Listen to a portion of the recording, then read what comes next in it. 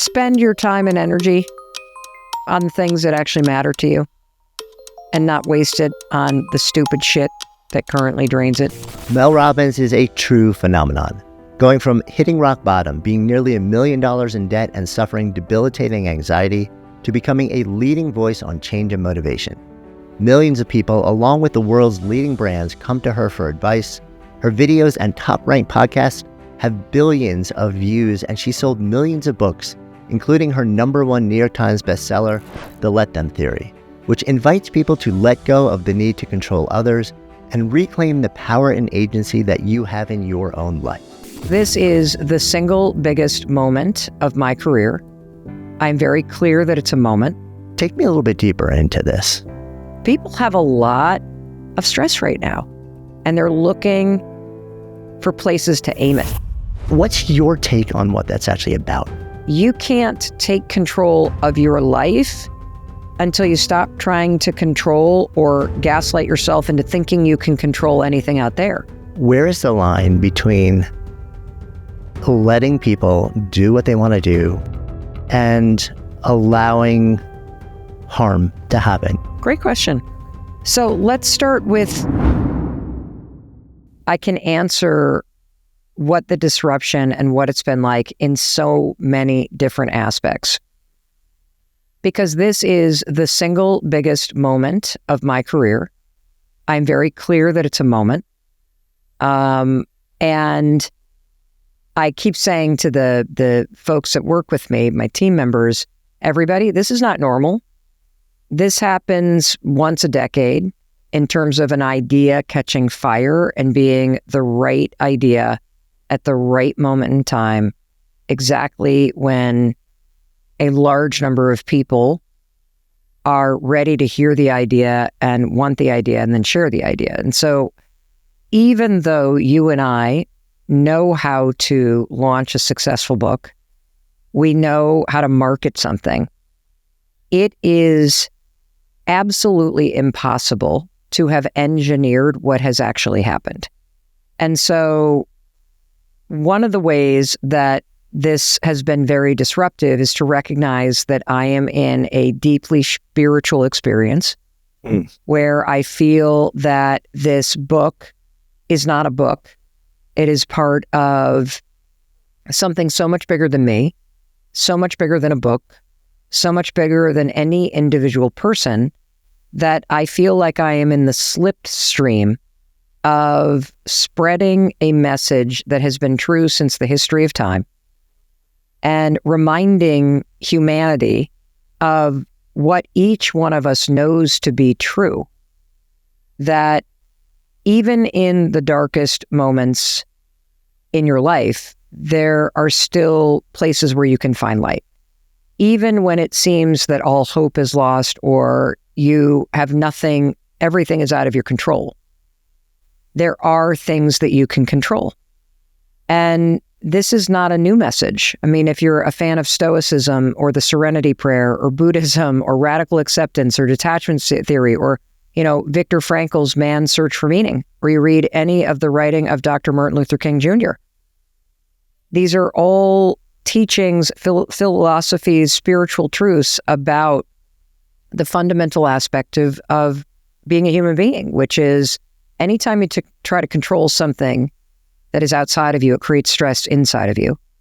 And true power lies in focusing on your response to what's happening outside of you. I just happened to come along with a modern version of this, inspired by my daughter yelling at me at my son's high school prom as I was micromanaging something. And these two words, let them, and the two words, let me, have come into existence, packaged the way that I packaged it at a moment in time where I think people aren't just going through a transition. I think the average person would say to you, I am stressed out. I feel like things that I used to rely on are spiraling out of control. I'm full of concern about where the world is headed. There's somebody in my family that I'm worried about. I'm worried about finances. I'm worried about AI, that there just seems to be so much out there that the message that actually you do have some control, you do have power. and being reminded of the simple little things that you can do to stop giving power to things you can't control and take your power back and focus on your attitude and the things that you do or don't do in response to the world around you. I think this is exactly when we all are desperate for something we can hold on to or to remind us that, yes, we are more powerful than what it feels like right now. And so on a spiritual level, Jonathan, I feel like I am having a spiritual experience. I feel like I am surrounded by ancestors. I am surrounded by history. I'm accompanied by spiritual teachers and philosophy, that this is so much bigger than me. I just, for whatever reason, am the person that was tapped to put this thing into the slipstream of consciousness right now. And so on one level, I've been thinking a lot about how to actually be present for this moment, because I am very well aware that this is a moment. In fact, I've gotten to the point where I'm like kind of nervous to get on a plane, because the only way this gets bigger is if I go down in a plane and then people are talking about it like in after my death. And I'm kind of not kidding about that. And I guess the reason why I say that is because it has been like a rocket to launch a book on Christmas Eve and to have it become the single most successful self-help book, leadership, success, relationship book ever launched. It is on track to be the most successful nonfiction book ever launched. To have that happen at a moment in time where people aren't reading as much, they're not as interested in this stuff, to have people actually picking up a book and reading or listening to it, sharing it with family members, and turning toward a message that can help them feel a little bit better about themselves or feel a little bit more empowered, that's freaking unbelievably cool. And that's not just me. That's something bigger than me. So I keep thinking of this image, Jonathan, that I'm sitting on an airplane. It's going 500 miles an hour. And the velocity of this thing is something I don't understand, but I'm experiencing it. But my job is to sit in the seat on the plane, keep my feet on the ground as I'm sitting in the seat, have my cup of coffee, talk to my friend Jonathan, and occasionally look out the window and take in the view. Because I know that there will be an arc to this. I know that the let them theory is the legacy I'm going to leave on this earth. And kind of knowing you're in that moment, it's a very weird experience. And so that's one thing that has been very disruptive. I think the second thing that has been wild is that in addition to the book launching, the podcast, which I've been doing for 2 years, has just like 5x'd in growth. And we hit number 1 on Apple and on Spotify, unseated Joe Rogan. I stayed there for an entire month. And what I found to be fascinating is that I've been in the top 20 podcasts in the world since we've started, basically. Nobody cared. It's like, nobody would write an article. If you Google the Mel Robbins podcast, the first article that you'll find about the podcast was by Time Magazine in October 4 months ago. But other than that, the only other article written about my podcast was by a blogger that worked for a radio station on Cape Cod. And it turns out the only reason why I know this is because we Googled it once, we found this article, and it turns out I hired that guy without even realizing, and he's now on my team. And so when you hit number 1 in a world that is full of uncertainty and stress and conspiracy theory and negativity, and there's something about people needing to be against something.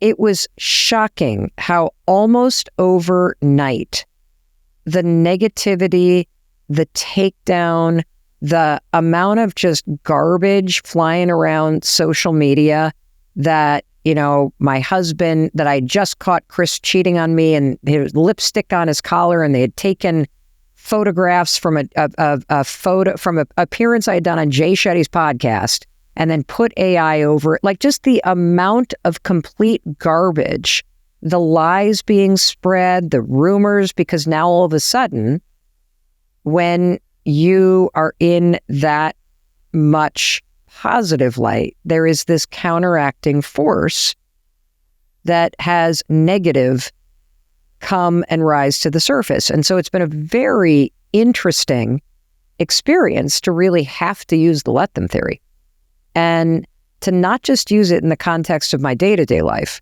but to use it in the context of lies that get spread about you, rumors, negativity, like all that kind of stuff at a scale that I've never experienced. And so that's been something that's been very, very disruptive, not just to me, but to my team. Because, it's not just, I'm not the only one that kind of is doing the podcast and writing. We have a team of people. And so when people start, I don't like that woman and she's a this, and, I heard this about like all this, you're just like, whoa, people have a lot of stress right now and they're looking for places to aim it. And so it's been amazing to see both the positive, but what comes with that level of responsibility and that size of a megaphone, if you will, is when you spread that much light, there is a counteracting force that tries to take it out. And so it's been very interesting to notice that. That's been not disruptive, but just I've been using let them and let me and not giving time and energy to it and still protecting myself from it. And I'm not saying that like I'm whining. I'm just kind of explaining that I think for anybody that tries to make a change in their life or is trying to do something good, even if you're simply wanting to move or you simply want to change your career or you want to leave a relationship, you started by talking about transition. That is a positive force in your life to want to change something about your life. And what you will notice is that there will be a corresponding negative response to it by the people around you. And there is just this truth about the balance of that in life, because your positive change makes people question where they're at. It makes them question what they thought was going to happen. It's easier to question you than to just sit with the uncertainty of what your changes are going to mean for them. And so it's been interesting to experience that on scale. But I think that the main thing for me is that I've just had this real clarity, because I've spent my entire life, like a lot of people, Jonathan, and we've talked a lot about this, and you have been a North Star for me in this regard. I've not been effective recently at following your example, but I have certainly suffered from the disease of more. I need to do more. Like I need to do this. I need to do that.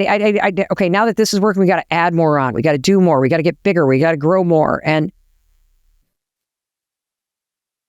I have gotten to the point where I feel so satisfied by exactly what I'm doing right now, the podcast and the let them theory. And I don't want to do more. And it's a very different thing to look at your life. And when you think about the transition that you may be wanting to go through, understanding when you're building something because you want to create something new versus adding more because you feel you need to. And that's what's driving the transition. This like need to do more, the need to be bigger, the need to do this. For me, it's been a very profound experience to realize that I've just done the best work of my entire life. I feel like an athlete that's retiring. I want to enjoy the impact that the let them theory is having in people's lives and really just focus on doing it well. Because I've been the kind of person that just jumps to the next thing and jumps to the next thing and jumps to the next thing. Like, what would it look like if my transition wasn't doing more? It wasn't reinvention in the way that I think about it. What if my transition is actually reinventing myself to become masterful at just doing the podcast and really seeing the Let Them Theory book and what this becomes through for the next decade? Like, what if I do that and I allow myself and give myself the permission to really master something I've never been good at, which is creating systems and a rhythm and a predictable life, and not just chase the next thing. And so those are kind of three ways that, at least, from a spiritual level, being very, very present that this is a very spiritual experience for me, and feeling very humbled to be a part of something bigger. And the second thing being this kind of awakening that no matter what you do in your life, whether it's a small personal change or more positivity in your life, there will always be some sort of negative thing that rises in response because of the balance of stuff. And I'm just experiencing it at a scale that I've never experienced it before. And very happy to report that the Letton theory is helping me to just let people say what they're going to say, believe what they're going to believe, do what they're going to do, and let me just focus on what I know to be true and who I am. And the third thing being just this epiphany that reinvention and transition for me is choosing not to jump on all the opportunity. Because when you're all of a sudden everywhere, guess what? Everybody wants to jump in. Everybody wants you to do a supplement and do this thing or do the other thing. And I'm very clear that I actually want to do something that you've been very good at, which is stay true to your values and resist the urge to do more because that's what you think you should do. Do the things that align with what you actually value. And for me, that's my family and actually seeing my friends and spending time in, beautiful part of the world that I live in here in Vermont and enjoying the mountains just like you enjoy the mountains. And really keeping in mind that, the podcast and the Letton theory, it's not my identity. This is a job and it's an important job, but the success of it isn't a reflection on my worth as a person because it's the work that I do. My worth as a person is based on how I show up every day and who I am in my life and with my relationships. And so I think those are the three big things that I'm thinking about. And of course, I'm just absolutely, I'm pinching myself. I wrote this book with our oldest daughter. The fact that people are loving it, the fact that it's helping so many people, the fact that it's making relationships better. I just think that's so cool. There are so many things I'd love to kind of deepen into there, but the last point that I don't want to brush by because, as we've talked about, I've been in this, what I call my 2x20. I will turn 60 this year. So I'm a couple years ahead of you. And when I turned 58, I said, I'm 2 years away from an interesting age. And why don't I spend 2 years really just reflecting and running a series of experiments and thinking how do I want to step into the next season of contribution and life? What do I want to bring with me? What do I want to leave behind? What do I want to bring with me, but differently? So the way you described it, I think is really fascinating. When you think about major transitions or where you're at right now is, in the past it was always more, different. And now you're in this moment where it's what if it's this, but deeper? I think that's it's such an interesting option that we don't often visit. We're kind of okay, so what am I closing the door on? What's the next thing? Rather than, what if I actually strip away some of the things that I'm doing now? Just leave the essence of the work that somehow I'm connected to and just really pour myself into that. Does that count as me evolving into the next best version of myself, however you want to phrase it? We so often don't look, I think we're conditioned for the more and the different rather than what about the less and the deeper. And it sounds like that's a lot of what you're exploring now. Yeah, it's a great insight. And the thing that came to mind immediately is that that's also what's happened in my marriage. I heard somebody say, I don't remember who said this, so I don't know who to give credit to, but somebody else said this thing. They kind of casually said, second marriages are amazing, especially when they're with the first person you're married. And I think that there is this obsession where when we get tired or bored or frustrated or a little stuck in the patterns of where we're at or used to something, we think that the answer is something new. And I, for one, have absolutely always just gone to the next thing, Like the shiny penny, it's exhilarating, it's fun, and there's lots of science around this. I mean, breaking your routine and doing new things. Yeah, we love the novelty of it. We love the novelty. We love the wash of chemicals in the body, and it feels like you're doing something. new because you are. But what you just said is doing less, but doing it in a deeper way. Stripping away the bells and whistles and really focusing on, well, what really matters to me and what do I want my life to feel like right now? And for me, I think that's been a theme without me realizing it for the past kind of almost 4 years. And, you've been on a very similar trajectory because you guys left and went to Colorado and completely changed the way your day-to-day life looks. We did the same thing, leaving a area outside of Boston and going up to a rural area in Vermont. And just that change of having a almost less, like I remember when we first moved, the change was so startling because I started to realize, my God, talk about more. I would literally popcorn through my days running to, a Walmart or running to this place or that place just because I could. Right. And then you get to a place like where you live now in the mountains and there's nowhere to go to.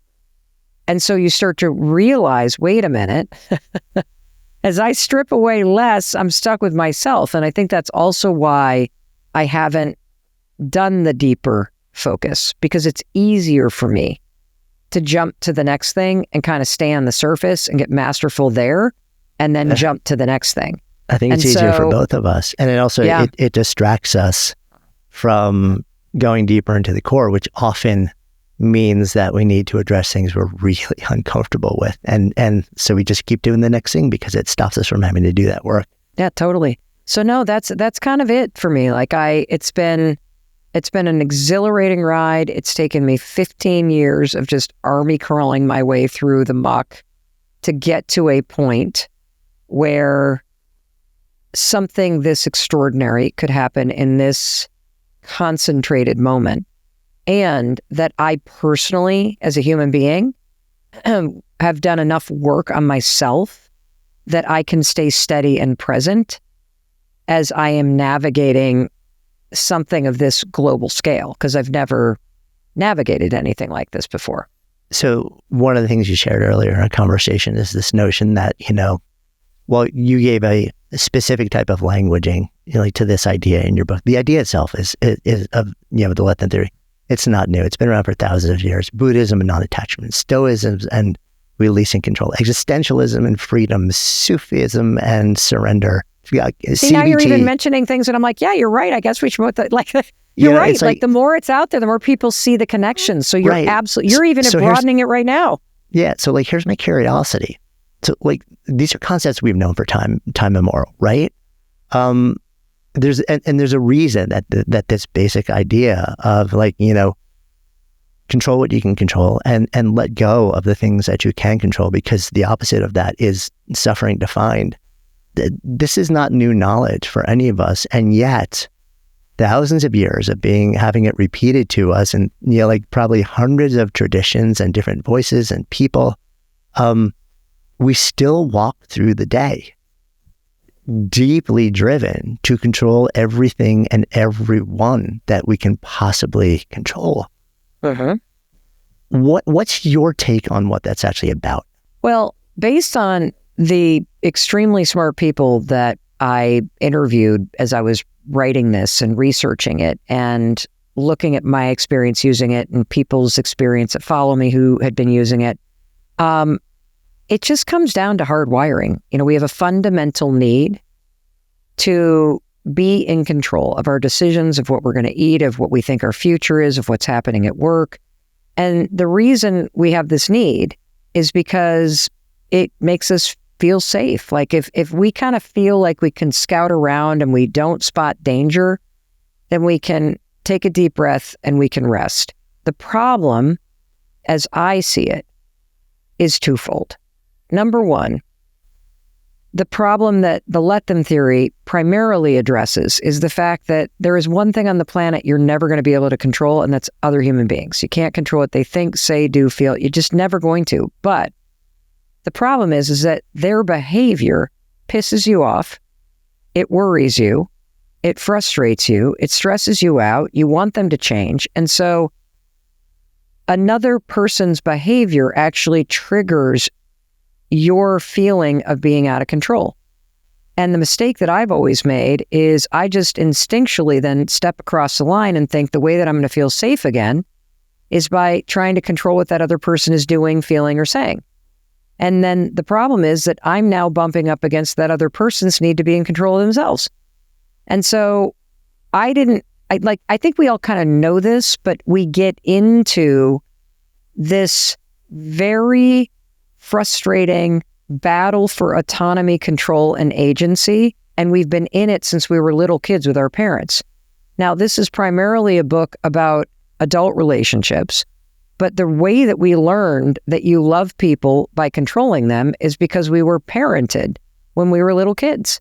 And parents do need to be in control of what a child is doing and eating and their personal safety and lots of other things. But there comes a time where a child becomes a young adult and now they want their autonomy. And none of us have ever learned truly how to go through life, or at least I haven't, how to go through life and focus on what I can control and not allow the things that I can't control to stress me out or make me angry or waste my time.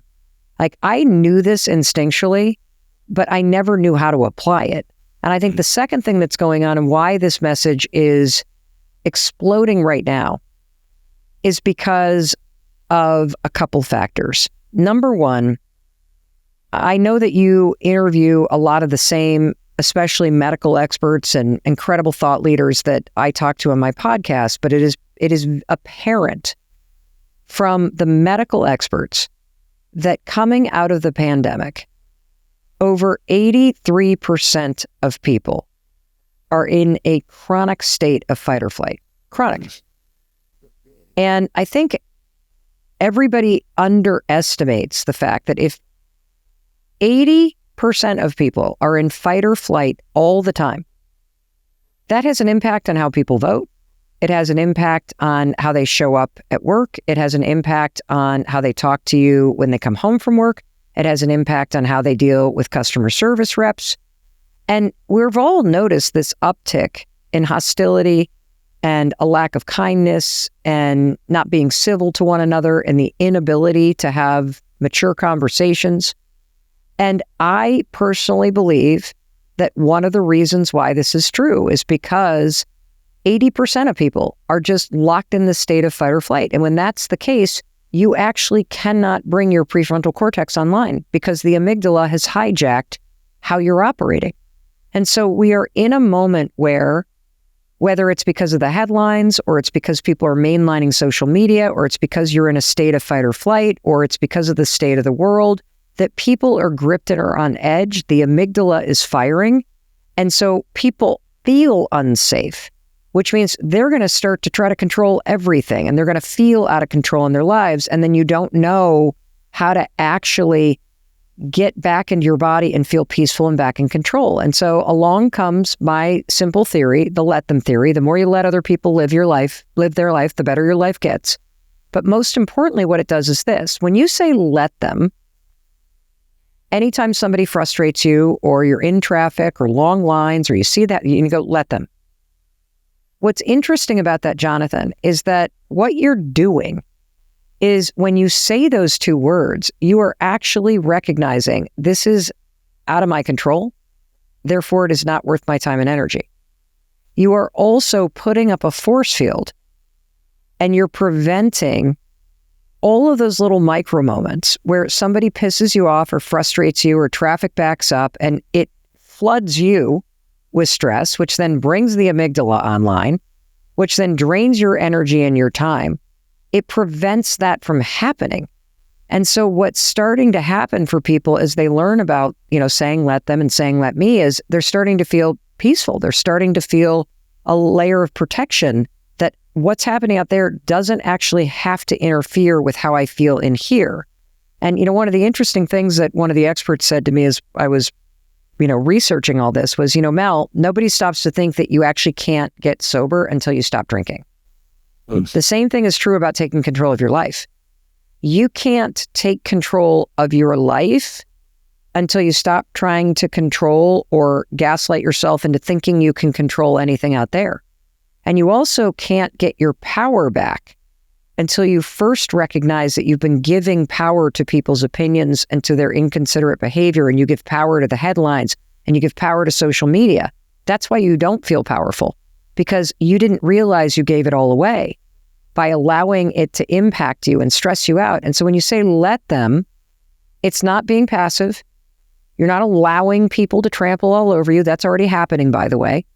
You're not letting the government do whatever the government's doing. No, you're actually recognizing and seeing things exactly as they are, maybe even for the first time. Like, I'm going to say let them in response to the government because this stuff's already happened. And by the way, if I burn through all my energy screaming at the news every night or just mainlining the news and then gossiping with friends about how bad it is, do I have energy for the second part? Let me remind myself that I still have power. There are things I can do here. I absolutely can do things. I can get involved in my community. I can get involved with the ACLU. I can call my congressperson. I can organize. But if you are burning through all your energy by allowing the outside world to stress you out, you will not have the energy and time to tap into your power to actually make meaningful change happen. I think that makes a lot of sense. I remember talking to beautiful travel writer Pico Iyer a little while back. And, Pico has spent the better part of his life traveling with the Dalai Lama as his companion. He met him when he was a young child through his dad, who was an actual professional philosopher. And he studied deeply and learned from him, studied deeply Tibetan Buddhism and all sorts of different traditions. And he really says, we're having this conversation about change and change internally, but also change in society and culture. And he's like, the biggest myth is that, we're actually, any one person is capable of doing more than creating change within themselves. Now, maybe once we start there, we can affect a ripple that starts to expand beyond that. But it's this notion of so many of us look to the external things that we can do without actually starting with, how can I change my own internal experience first and foremost? Because oftentimes the external things are more obvious. They're more checkbox. They're more like, oh, I can do that. I can spend that money. I can show up at this thing. And the internal stuff is a lot murkier and a lot harder. So we kind of avoid it. Jonathan, it reminds me of something that just happened. I'll be quick about this, but since discovering this and saying let them, I've been astonished by how much more peaceful I am. And I'm also astonished, and I feel kind of sad about how for the first 54 years of my life, I just allowed myself to be completely rattled by the world around me and other people's moods and just so much stupid stuff. And I had this experience this weekend where I was visiting some family, and it was fascinating because for the few days I was there, every time we're in the car, angry at the driver in front of us, the news is on in the morning, the news is on at night, there's griping about the news in the headlines, there's just constant negative agitation in response to every thing and everyone, and all the stuff, the lines are long and this person's this, and it was this really just profound experience because I realized that's a lot of what my energy probably was like. And it is completely accessible to all of us to have a very different existence by simply protecting yourself from allowing all of that to agitate you. And so when you shared that story about how the change starts from within and that ripple effect that it can have, from a pure energetic level, that peace that you can access for yourself and how powerful it feels to know that you're steady no matter what happens around you. And then what happens when you bring that into your job, you bring that into your family, you bring that into your day-to-day life, everything starts to change. and you recognize something really profound, which I know you know because of your spiritual practices and because of everything that you talk about and that you teach. We give so much power to all the big stuff out here. And yes, they do have power. But we miss the extraordinary power that you have through your energy and through the way that that positive and peaceful and grounded energy actually settles people around you. And that's one of the things that I've been the most moved by in terms of the impact that saying let them and saying let me has really reminded me of. Because once you start to feel peaceful, now you want to protect it. Yeah. Once you start to feel, like your time back and your energy, now you want to protect it. Right. So I want to revisit something that you said, though, and it relates to this as well, which is this notion of, and I imagine you've been asked this question before. I know you have, actually. Because let's say you adopt this state of mind, this orientation. Where is the line between letting people do what they want to do, surrendering a sense of control, and just focusing on what you're capable of, and allowing harm to happen, either harm to you because somebody's actually treating you in a way that is causing harm or has caused harm, or harm to those around you or the world around you, your community around you. Take me a little bit deeper into this. Great question. So let's start with somebody outside of you. I personally am one of these people that always gets involved. Like I have the first responder gene. So it is very difficult for me to just let anyone do anything. And part of the problem with people that harm themselves or do harmful things is they don't do it in front of you. Like it's pretty easy if somebody's doing something in front of you. In terms of the thing that they're doing, they're probably already doing it. So the let them part is not I'm allowing it. It's recognizing that this is a very serious thing that's happening. I'm letting them reveal that they are in danger and pain. We've all been in a situation where a friend has drank too much, right? And then we argue about the keys, but what ultimately happens? A lot of people actually back down and just let them drive. I'm not recommending that. But here's what I am saying. I can't actually make the call for somebody. Because what the let them theory does is it actually forces you, first you say let them, right? I'm going to let them get really drunk here. And I'm going to let them go on and on about how I'm fine to drive, because they're already saying it. But then I'm going to go to step 2, let me. Let me decide based on my values, based on my character, based on my morals, what I'm going to do. And if you value someone's safety or you value someone else's safety on that road, then let me take the damn keys and let me put up with your bullshit when you start acting out, mouthing off to me, and let me put you on the couch at my house or drive you home, and let me do the thing that a lot of us actually don't do because we don't want to deal with it once the person starts mouthing off. And so to me, what it sets up is a moral dilemma for every person, because the power isn't in stopping the other person. The power is in the let me part. Let me decide how I'm going to handle this. That might mean calling the police. It might mean taking the keys. It might be calling somebody's parents or calling somebody's spouse. It might mean not making excuses for somebody, that you're not going to call your adult kid in and blame the fact that they don't want to go to work because they're hungover for the 5th morning in a row on the fact that you've got family plans.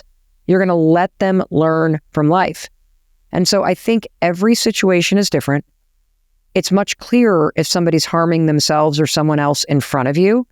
But the problem with a lot of the people in our lives and the damage that they're doing to themselves as others is they hide it from you. And so you can use let them in a very important way, which is people's behavior reveals the truth. And too often we listen to the words coming out of somebody's mouth, the apologies, the promises that they're not going to do it again, the description that it's not that serious, I didn't really mean it, no, I don't need to help. Yeah, I know I threatened to take my life, but I didn't really mean it. No, I don't need help, I'm fine. And so you have to look at the behavior. That's the let them part. Let them reveal where they're at, how much they're struggling, whether or not they're thinking clearly, and then let me understand and remind myself there's only 3 things I can control. I can control what I think about this, I can control what I do and don't do, and I can control how I process my feelings about what's happening. That's all you got. And so you use this as a tool to remind yourself that if somebody's going to do something, they're going to do it. But the power is in the let me part. I get to choose what I'm going to do about it. I get to choose when I step in and when I don't. I get to choose when I am supporting or I'm not. I get to choose what I pay for and what I don't. I get to choose if I'm getting involved or not. I mean, this is why if we're at a party, Jonathan, and I'm not serving you the alcohol and you go and drink and drive, that I can't be arrested for stopping you, for not stopping you. We don't hold people accountable to that. I actually think the let them theory forces you to start questioning whether or not you're going to hold yourself accountable to it. Does that make sense? It makes sense. And I guess the other scenario that I think is in my head, and I would imagine a lot of our community's heads, is what about that scenario where you feel like somebody's doing harm to you? Now, I'm not necessarily talking about physical harm, although that could be an unfortunate case. But what about a scenario, you're at work, you have a colleague who's constantly, quote, taking credit, constantly, quote, backstabbing, and you're both, and it's affecting not just the way that you feel when you're at work with them, but you can see them actually building social currency, social capital, political currency within the organization, and in your mind, taking opportunities that really were yours. So these are just like 2 different scenarios. So when you perceive somebody else, and I guess this is really where the corollary, the let me side becomes super important. It's everything. Everybody loves let them because you're smug. Let them, let them go out without me, let them do what they're going to do. Like there's a superiority thing, which honestly is super effective in detaching from your emotions. Because if your emotions are one that you're hurt or you're the victim or something is happening where you're wronged, you are beaten down by your emotions. And so part of the power of saying let them is you actually feel superior to the people you're saying it about. You feel better than the people that are walking slow. You feel better than the people that didn't invite you. But let's take the scenario that you're talking about because it's an excellent one. Because this is never about what's right or wrong. It's about where's the power? And where should you focus so that you have power? Does that make sense? Yeah. So in this situation, not fair, not okay. And when you say, let them, you're not just going, let them, and shrugging your shoulder, oh, I guess I'm screwed, let them. No, you're saying it with a little bit of a, let them. Let that, like, I see what you're doing. It's almost like you allow it without allowing it because you're forcing yourself to see somebody as they are, and oftentimes to truly see it as it is, black and white, for the first time. And for real. Like, let them try to take credit. Let them try to build the social currency. Let them try to do this to me. And then let me remind myself, I actually have power here. There's a lot I can do. And so and when you recognize that you do have power, you stop wasting it by being upset and wounded and victimized by the other person, and you pull the power back and you start to focus on, well, what can I do? And when you start to say to yourself, well, I have what I think about this, and I think this is bullshit. I have the things I can do, and what I can do is I can recognize that what this person is masterful at is they actually are masterful at making their contribution known and taking credit, and I'm shitty at it. So I let me start to speak up. Let me start to write my boss an email at the end of every week claiming the contributions I'm making. Let me speak up in meetings when this asshole is taking credit for my work and say, well, actually, Mike, that's not how it went. Sally was the lead on that, and I spent 60 hours working on it, and now you're taking credit for it. That's not how that went. Call them out. And so there are things you can do. You can also get a different job. You're not stuck. But the more that you focused on what the other person is doing, and the more you allow their behavior to beat you down, the less energy, time, and power you're going to feel internally. And you're not going to see all the things that you could or can do if you choose to try to change the situation for the better. Yeah. And I also want to say one other thing, because, that's an example that's frustrating, but there's also examples where you might have somebody that you're in a relationship with and you're starting to realize they have a narcissistic personality style. You might have somebody in your family that has an extraordinarily challenging behavior. You might have somebody in your life that is battling addiction. When you say let them, you're not allowing somebody to succumb to addiction. You're not letting some narcissist walk all over you. That's already happening. When you say let them be exactly who they are right now.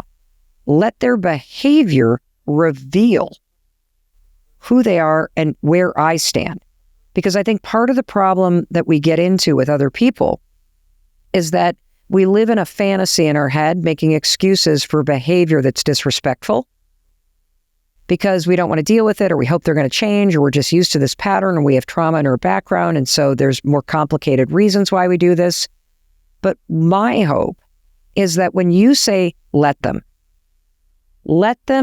make it all about themselves. Let them be passive aggressive. Let them be a challenging personality. Let them have their addiction. What you're doing, Jonathan, is you're forcing yourself to practice radical acceptance. This is what I'm dealing with. And I am going to stop gaslighting myself into believing this person's going to change. I'm going to stop bracing because I'm wishing they would be different. And I'm going to walk into this experience with this person and this relationship with my eyes wide open. This is who this person is. And now I do the let me part, which is if I know I'm dealing with somebody that has got an active addiction and they are lying to me, their behavior tells me that. Let me decide what time and energy I'm going to give to this. If I am dealing with somebody who's got a narcissistic personality style and they always make it about them and they always erupt and they always gossip and they always are draining, let them be that way. Now let me decide how much time and energy do I give this person. Let me remind myself, I'm not going to change this person. The only thing that can change is my energy and my behavior around it. And if I'm going to choose to be around this person, then if I want it to feel different, I have to be different. And it starts with recognizing that this is exactly who this person is. It's who they've always been. It's who they are right now. And they're showing you who they are through their behavior. So let them, because when you let them show you who they are, you now are dealing with the facts, which changes how you show up. That is that. And this is easier said than done, particularly when you're in a cycle of abuse, when you have past trauma. Or if you really care about the other person. Of course. It's like you're trying to, in that case, you're really trying to protect them because it's like you feel like you can see 3 steps ahead. You can see the harm that's coming their way and you don't want it to happen. But at the end of the day, you also don't want to suffer the anxiety of seeing them experience that harm. So part of it is your own discomfort with, Correct. The feeling that you don't want to have. What jumps out at me, what you just described also, is this notion that it's almost like the let them part is a prerequisite to the let me part. There's a Buddhist tenet that translates roughly to abandon hope. I always hated it. I was like, well, how futile is it? How awful is that? Like that's a teaching that you should follow. And then, as you know, I've had tinnitus. I have a sound that has been in my head for years now. And in the very beginning, it was destroying me. It was really taking me out. And all day, every day, all I could try and figure out was how to stop this from happening. And I couldn't function. And I was looking for every cure, every possible thing. And, for many people, it doesn't ever go away. Sometimes your brain habituates and you're pretty fine. Sometimes not. It causes just great distress and harm. For me, I got to a point, and I remember thinking about this Buddhist slogan back then, and I was like, I can't abandon hope that this will someday change. And then I finally got to a point where I tried so many different things, right? And I was like, okay, so for some reason my brain is, and the them in this scenario is literally my own brain. My brain is generating a sound inside of my head that only I can hear, right? I can't do anything. I've literally tried everything. All the doctors are like, there's nothing big time wrong with you and there's nothing we can do to help you. So I get to a point where I'm like, okay, this is me for life, then what? Which is the functional equivalent of saying, let them or let it, let my own brain. My brain is my them at this point. And until I hit that point, I was spending zero energy trying to figure out, like, if I do have some power in this scenario to be okay, if this doesn't change, if it's just going to go on this way, what does that power look like? What is this? And that's when everything changed for me, when I started to actually understand, like, okay, so are there practices, are there things that I can do, are there skills I can develop that will allow me to make peace with this thing if it never goes away? And in fact, there were. And it took years to do that. Yeah, but I couldn't get to that place of me stepping into the place of power until I let go of literally the them that was a part of my own brain. Jonathan, that is so beautiful. I apologize for talking over you. It's sometimes challenging, on the remote, because it looks like you're done. What I wanted to say about that, because it ties back to the relationship thing. There is one thing that you will never be able to change, and that's another person. And I once heard Dr. Ramani, who's regarded as, the world's leading expert on narcissistic personality styles, say that the single biggest thing that causes a lot of damage and keeps people in a lot of dynamics with people that have narcissistic personality or borderline personality, like all those challenging dynamics, is the hope that they're going to change. And there's obviously a lot of research underneath that is more trauma informed, but it's exactly what you're saying.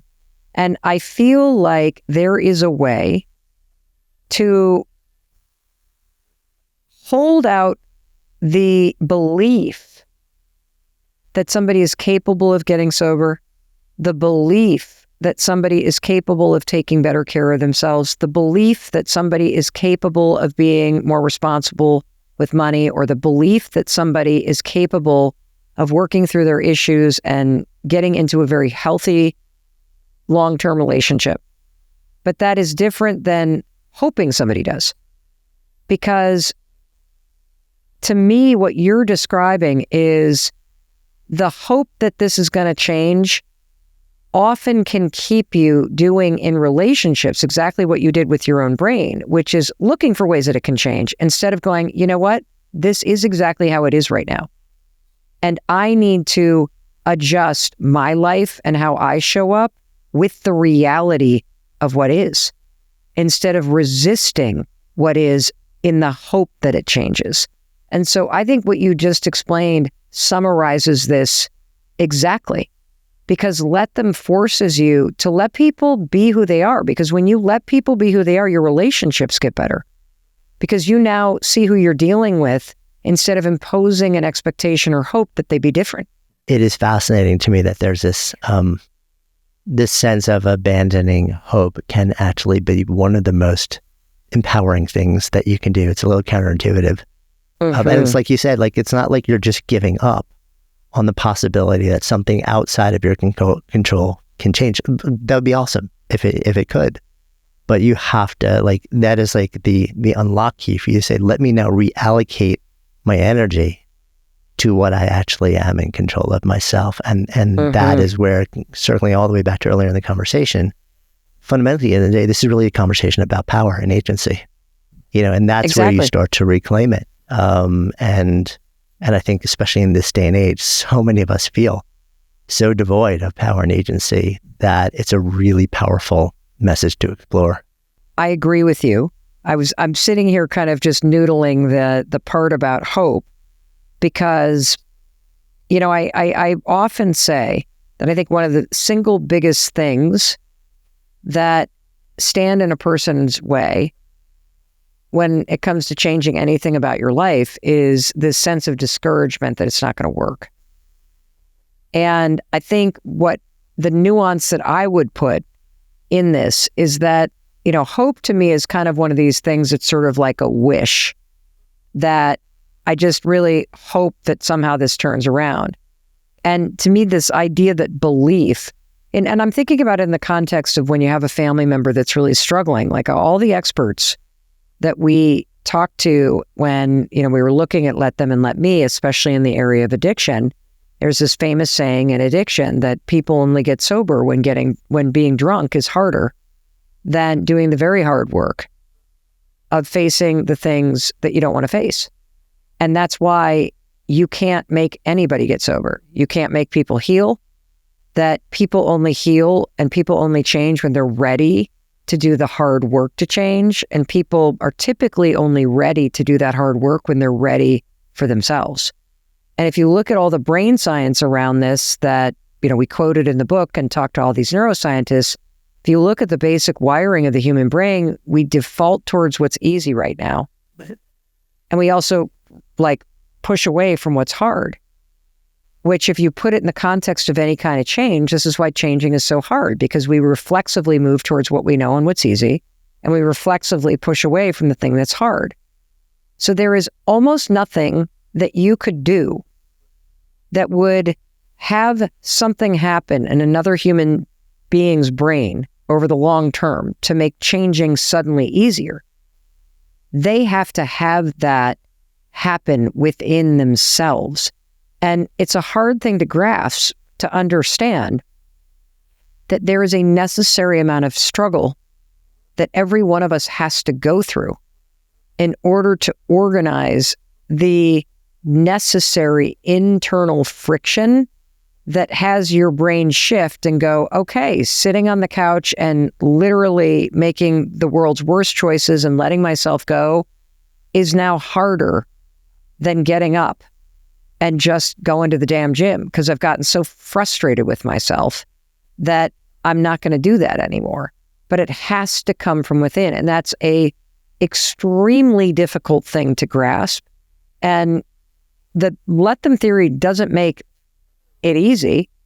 It gives you the tools, as you said so beautifully, to understand where is power, where is agency. And particularly when you're dealing with two people, power and agency are in different places for both of you. And you want to work with the laws of human nature, not against it, like I was for 54 years. Absolutely. Feels like a good place for us to come full circle in our conversation as well. So I've asked you this question before. It was a bunch of years ago at this point in this container of Good Life Project. If I offer up the phrase to live a good life, what comes up?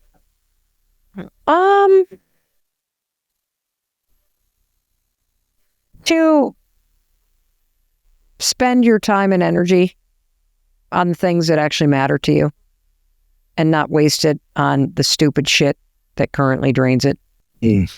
Thank you. If you haven't yet subscribed to the show, it would mean the world to me if you took just 2 seconds to tap on that subscribe button. It helps us grow our Good Life Project community and continue creating the best possible show that we can for you. And it ensures you'll never miss an episode.